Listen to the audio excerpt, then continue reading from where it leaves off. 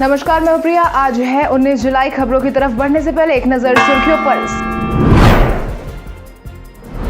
सस्ती बिजली मुहैया कराने की तैयारी में बिहार सरकार।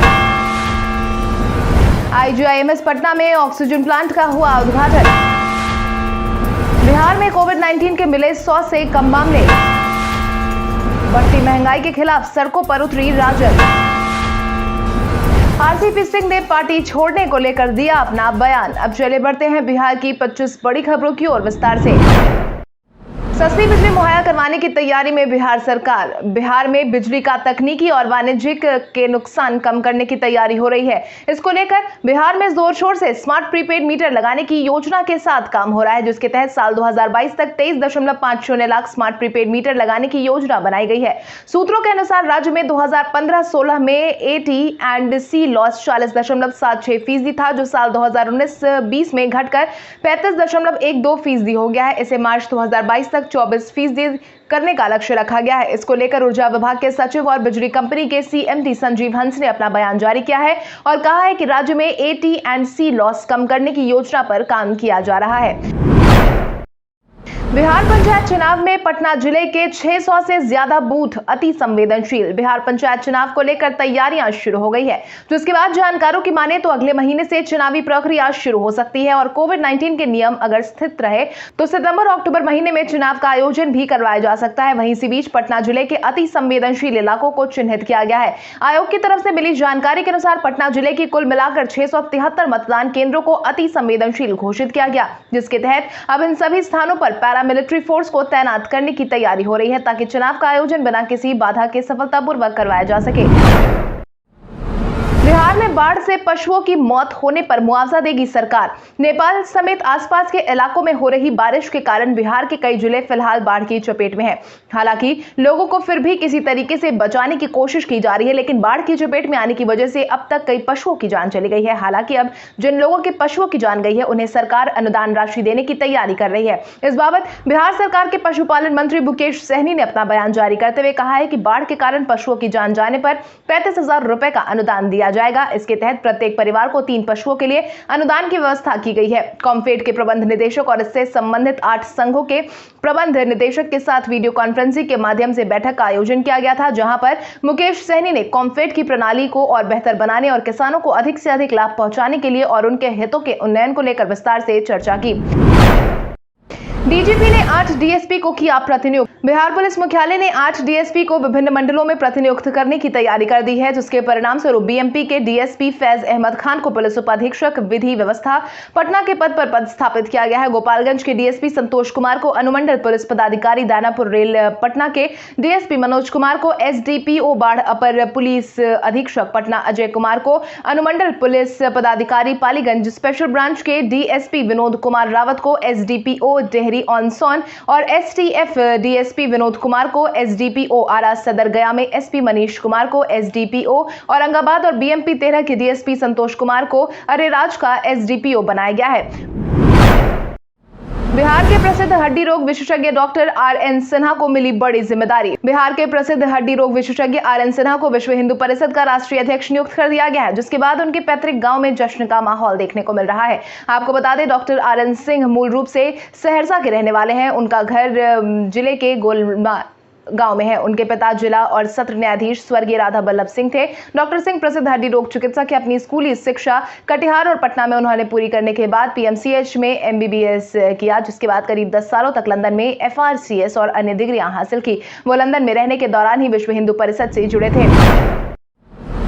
अगले महीने आएगी BPSC की नई वैकेंसी। BPSC अगले महीने 67वें संयुक्त मुख्य प्रतियोगिता परीक्षा का विज्ञापन निकालने जा रही है। इसको लेकर नगर निगम के कार्यपालक पदाधिकारी के पद की 110 रिक्तियां आयोग को प्राप्त हो चुकी है। इस महीने के अंत तक अन्य विभागों से भी रिक्तियों के आ जाने की संभावना जताई गई है, जो इसके बाद आयोग इसका विज्ञापन निकालने की प्रक्रिया शुरू करेगा और संभावना जताई जा रही है कि 15 अगस्त के बाद विज्ञापन निकाल दिया जाएगा, जिसके तहत इन दिनों BPSC 28 जुलाई से शुरू होने वाले 66वीं संयुक्त मुख्य प्रतियोगिता परीक्षा की तैयारियों में जुटा हुआ है, जो कि 29 जुलाई से शुरू होने वाली है, जिसमें लगभग 8700 अभ्यर्थी शामिल होने वाले हैं। इसके साथ ही 21 जुलाई को मुख्य परीक्षा में शामिल होने वाले सभी अभ्यर्थियों का एडमिट कार्ड वेबसाइट पर अपलोड किया जाएगा और 31 जुलाई तक परीक्षा का आयोजन किया जाएगा। पटना समेत कई जिलों में बारिश को लेकर जारी हुआ अलर्ट। बिहार के अधिकांश जिलों में बंगाल की खाड़ी से आने वाली हवा का प्रभाव बढ़ने से बारिश शुरू हो गई है। यही कारण है कि उत्तर बिहार के अधिकतर इलाकों में शनिवार को बारिश हुई। हालांकि कहीं पर यह अधिक तो कहीं पर रिमझिम होकर बरसी है। राजधानी में रविवार से भारी बारिश की उम्मीद है। मौसम वैज्ञानिकों के अनुसार दक्षिण पश्चिम मानसून अधिक सक्रियता दिखा रहा है। आपको बता दें, पिछले एक हफ्ते से बारिश का सिलसिला कुछ कम हुआ था, लेकिन अब स्थिति फिर से बदलने लगी है। बारिश के दौरान गरज और ठंड का भी इसकी भी आशंका जताई गई है। शनिवार को वज्रपात से रोहतास में 2 और बांका में 1 लोगों की जान जाने की खबर भी सामने आई है। वहीं कई लोग जख्मी भी हो गए हैं। प्रदेश में अलर्ट जारी किया गया है। आईएमडी पटना के क्षेत्रीय प्रभारी विवेक सिन्हा ने कहा है कि 22 जुलाई को बंगाल की खाड़ी में विशेष चक्रवात बन रहा है, जिसके कारण ही लोगों को सतर्क रहने की सलाह दी गई है। आज बिहारी बर्थडे स्पेशल में हम बात करेंगे बलाई चंद्र मुखोपाध्याय की। बलाई चंद्र मुखोपाध्याय का जन्म आज ही के दिन साल 1899 में बिहार के पूर्णिया जिले के मनिहारी में हुआ था। बलाई चंद्र मुखोपाध्याय एक बंगाली उपन्यासकार, लघु कथाकार, नाटककार, कवि और चिकित्सक थे, जिन्होंने वनफूल, जिसका अर्थ बंगाली में जंगली फूल के कमल नाम से लिखा था। वो पद्म भूषण के नागरिक सम्मान के प्राप्तकर्ता थे। वो अपने लघु शब्द चित्रों के लिए सबसे अधिक प्रसिद्ध है, जो अक्सर केवल आधे पृष्ठ लंबे होते हैं, लेकिन उनके काम के शरीर में 65 साल का समय होता है और इसमें हजारों कविताएं, 586 लघु कथाएं, जिनमें से कुछ का अंग्रेजी में अनुवाद किया गया है, 60 उपन्यास, कई नाटक, कई एक्ट और एक आत्मकथा जिसे पाष्टपद भी कहा जाता है, और कई निबंध भी लिखे गए हैं।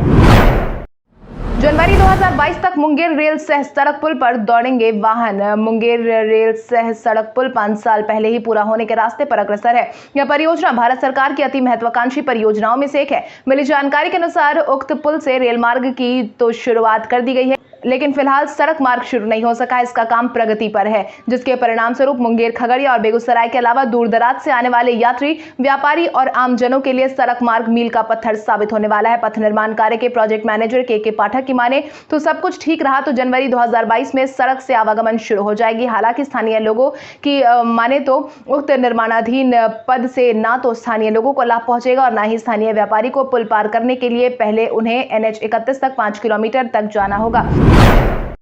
पंचायत चुनाव में 4 पदों के लिए ईवीएम तो 2 अन्य पदों के लिए बैलेट पेपर से होगा वोटिंग। बिहार पंचायत चुनाव में पहली बार ईवीएम का इस्तेमाल होने जा रहा है, जिसके तहत मुखिया, वार्ड सदस्य, जिला परिषद और पंचायत समिति का चुनाव ईवीएम के माध्यम से करवाया जाएगा। इसको लेकर 1.83 लाख ईवीएम की व्यवस्था फिलहाल की जा रही है।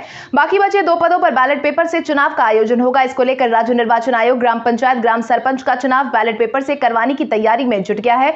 इसको लेकर 1.5 लाख बैलेट बॉक्स तैयार किए जा रहे हैं। राज्य निर्वाचन आयोग के सचिव योगेंद्र राम ने बताया कि इस बार होने वाले चुनाव में सामान्य से अधिक समय लगने की संभावना है। इस लिहाज से जब तक मतदाता कतार में खड़े रहेंगे तब तक चुनाव कराए जाने का निर्देश जारी किया गया है। आपको बता दें, पिछले 6 विभिन्न पदों पर अपने प्रतिनिधि के चुनाव के लिए एक मतदाता अपने मताधिकार का प्रयोग करने वाले हैं। यही कारण है कि एक ही मतदाता जब अलग अलग ईवीएम का बटन दबाएंगे तो ज्यादा समय लगना लाजमी है।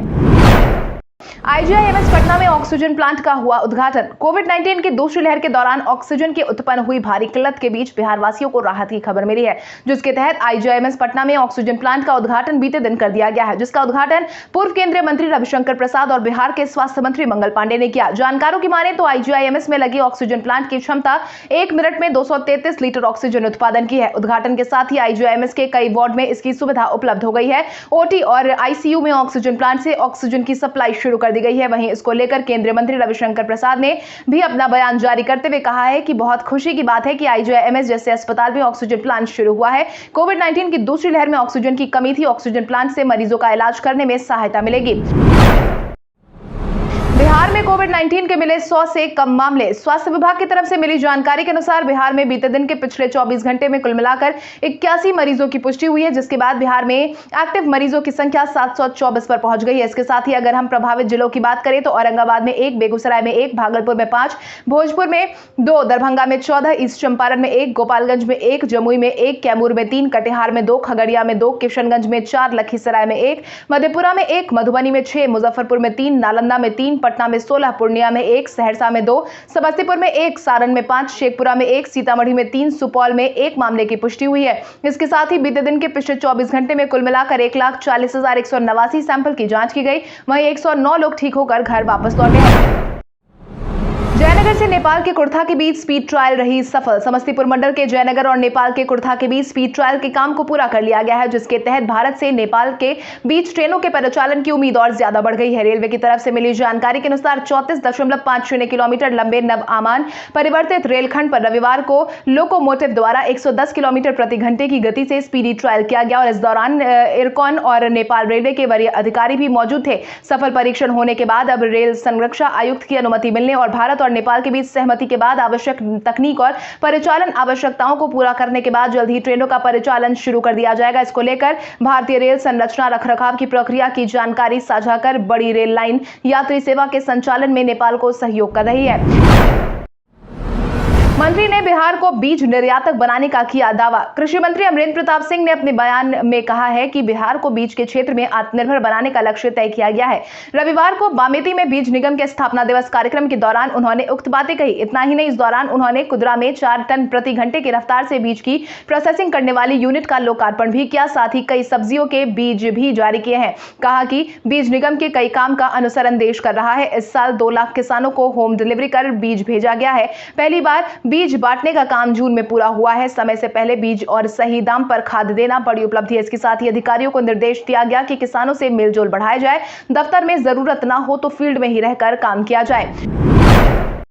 भारत को श्रीलंका के खिलाफ मिली आसान जीत। बीते दिन भारत और श्रीलंका के बीच खेले गए पहले वनडे में भारत को आसान जीत मिली, जिसके तहत बीते दिन खेले गए मैच में गेंदबाजों के शानदार प्रदर्शन के बाद कप्तान शिखर धवन ने नाबाद 86 और बिहार से निकले खिलाड़ी ईशान किशन ने 59 रनों की आतिशी अर्धशतकीय पारी खेली और भारत को जीत दिलाने में 263 रन के लक्ष्य को 3 विकेट गंवाकर ही हासिल करने में अहम भूमिका निभाई।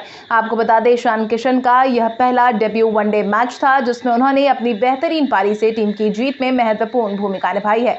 आपको यह भी बता दें कि टीम इंडिया ने 37वें ओवर में ही मैच अपने नाम दर्ज कर लिया। इसके साथ ही भारत के लिए पृथ्वी शॉ 43 और सूर्य कुमार यादव नाबाद 31 ने भी तूफानी पारी खेली। आपको यह भी बता दें कि श्रीलंका ने टॉस जीतकर पहले बैटिंग करते हुए 9 विकेट पर 262 रनों का स्कोर खड़ा किया था। 31 जुलाई को जदयू की राष्ट्रीय कार्यकारिणी की होगी बैठक। बिहार विधानसभा चुनाव परिणाम के बाद जनता दल यूनाइटेड बिहार में संगठन को मजबूत करने में जुट गई है, जिसके तहत बीते दिन जहां एक तरफ जदयू कार्यालय में नेताओं की बैठक बुलाई गई थी, वहीं दिल्ली में 31 जुलाई को पार्टी की राष्ट्रीय कार्यकारिणी की बैठक बुलाई गई है। जानकारों की माने तो बुलाई गई राष्ट्रीय कार्यकारिणी की बैठक में यूपी सहित 5 राज्यों में अगले साल होने वाले विधानसभा चुनाव को लेकर चर्चा की जाएगी। इसके साथ ही राष्ट्रीय अध्यक्ष को लेकर भी चर्चा की जा सकती है, क्योंकि मुख्यमंत्री नीतीश कुमार की तरफ से पार्टी में एक नेता एक पद की बात कहे जाने के बाद से राष्ट्रीय अध्यक्ष के चुनाव को लेकर फैसला संभव है। तेजस्वी यादव ने सरकार से मांगा जवाब। शनिवार को पूर्व आईएएस अधिकारी सुधीर कुमार की तरफ से एफआईआर दर्ज नहीं करने के मामले ने अब तुल पकड़ लिया है, जिसके तहत पहले लालू प्रसाद यादव ने तंज कसा था, वहीं अब उनके पुत्र तेजस्वी यादव ने भी तंज कसा है, जिसके तहत उन्होंने कहा कि आखिर नीतीश कुमार ऐसा क्या छिपा रहे हैं कि उनके अधिकारी सुधीर कुमार की एफआईआर दर्ज नहीं कर रहे। जब मेरे खिलाफ जान लेने का मामला दर्ज किया गया था तो मैंने सामने आकर कहा था कि केस की जांच होनी चाहिए। इसी तरह मुख्यमंत्री को भी सामने आना चाहिए और सुधीर कुमार जो मामला उठा रहे उसकी निष्पक्ष जांच करानी चाहिए। अगर नीतीश कुमार सच्चे हैं, ईमानदार है तो सांच को आज किस बात की जांच कराइए। जरूर दाल में कुछ न कुछ काला है, कहीं ना कहीं कुछ घोटाला है। नीतीश कुमार क्यों डर रहे हैं? तेजस्वी और चिराग पर भाजपा प्रदेश अध्यक्ष ने साधा निशाना। भाजपा के अनुसूचित जाति जनजाति प्रकोष्ठ की कार्य समिति की बैठक बीते दिन बुलाई गई थी। इस बैठक को संबोधित करते हुए पार्टी के प्रदेश अध्यक्ष संजय जायसवाल ने लोजपा सांसद चिराग पासवान और नेता प्रतिपक्ष तेजस्वी यादव पर निशाना साधा, जिसके तहत उन्होंने कहा कि इन दोनों नेताओं ने अपने दम पर नहीं बल्कि अपने पिता के दम पर राजनीति की है। चिराग पासवान तब क्षेत्र में घूम रहे हैं जब उनकी पार्टी में टूट आ गई है। इसके बाद अपने चाचा और पार्टी के नेताओं की शिकायत करने में वो व्यस्त थे। चिराग पासवान को यह बताना चाहिए कि उनमें क्या क्वालिटी है कि वो नेता बनते फिरते हैं। वहीं तेजस्वी यादव को लेकर उन्होंने कहा कि उनके माता पिता बिहार के मुख्यमंत्री रहे और तेजस्वी यादव खुद बिहार के डिप्टी सीएम रहे, सड़क निर्माण मंत्री रहे, फिर भी अपने विधानसभा क्षेत्र राघोपुर में तेजस्वी यादव पिता के नाम पर ही जाते हैं।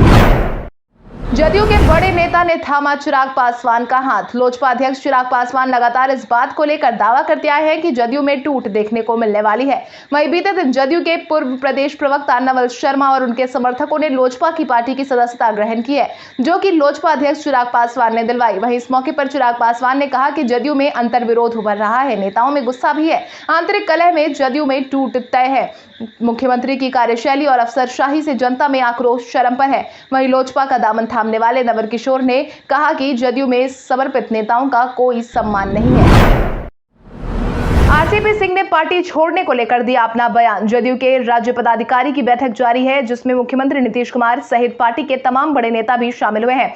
मीटिंग में दिल्ली के वर्चुअल माध्यम से जुड़े केंद्रीय मंत्री और पार्टी के राष्ट्रीय अध्यक्ष आरसीपी सिंह ने बड़ा बयान दिया है, जिसके तहत उन्होंने कई दिनों से अपने पद को लेकर जारी अटकलों के बीच बयान देते हुए कहा कि पार्टी के साथ और उनका काफी लंबा समय का संबंध रहा है। अगर पार्टी कहे तो मैं पद छोड़ने के लिए तैयार हूं, संगठन है तभी मैं मंत्री हूं, मैं फिर से संगठन का काम करने के लिए तैयार हूं, मुझे इसमें कोई दिक्कत नहीं है। संसद चलेगा तो मैं शनिवार और रविवार को पार्टी का काम करूंगा। इतना ही नहीं, उन्होंने आगे ये भी कहा कि केंद्रीय मंत्री बनने के बाद नीतीश कुमार और मेरे बीच संबंध खराब नहीं हुए हैं, बल्कि और मजबूत हुए हैं। नीतीश जी ने हमेशा मेरा समर्थन किया है। एक व्यक्ति एक पद का नियम लागू होगा तो पार्टी जिसको कहेगी उसको अध्यक्ष की कुर्सी सौंप दूंगा।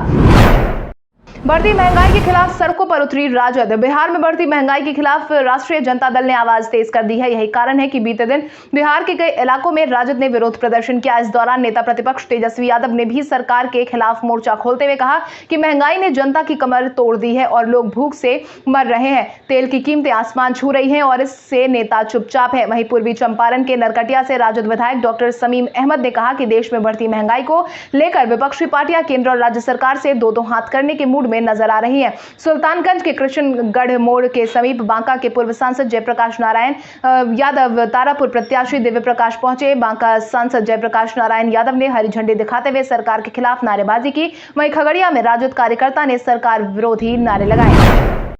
आईएएस सुधीर कुमार प्रकरण को उपेंद्र कुशवाहा ने बताया नौटंकी। शनिवार को आईएएस सुधीर कुमार अचानक से पुलिस थाना पहुंचकर मुख्यमंत्री नीतीश कुमार समेत कई वरिष्ठ अधिकारियों के खिलाफ एफआईआर दर्ज करने की मांग कर रहे थे।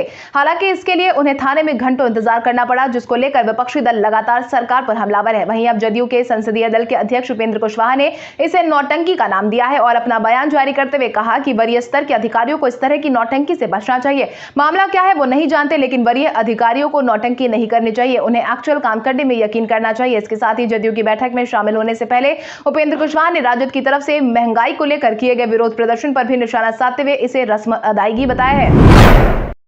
भारत के इतिहास में आज की तारीख कई कारणों से दर्ज। बंगाल के नवाब मीर कासिम को कथवा की लड़ाई में 1763 को ब्रिटिश सेना ने बुरी तरह पराजित किया। पहली बार 1961 को विमान में फिल्म दिखाई गई थी। भारत सरकार ने देश के 14 बड़े बैंक का राष्ट्रीयकरण करने का निर्णय 1969 में आज के दिन लिया था। अपोलो द्वितीय के अंतरिक्ष यात्री नील आर्मस्ट्रांग और एडविन एल्ड्रिन ने 1969 में यान से बाहर निकलकर चंद्रमा की कक्षा में चहलकदमी आज के दिन की थी। भारतीय क्रांतिकारी उधम सिंह की अस्थियां 1974 में लंदन से नई दिल्ली आई थी। प्रधानमंत्री मनमोहन सिंह ने 2005 में अमेरिकी कांग्रेस को संबोधित किया। स्वतंत्रता संग्राम के अग्रदूत मंगल पांडे का जन्म 1827 में आज के दिन हुआ था। भारत के भूतपूर्व 39वें मुख्य न्यायाधीश अल्तमस कबीर का जन्म 19 जुलाई 1948 को आज के दिन हुआ था।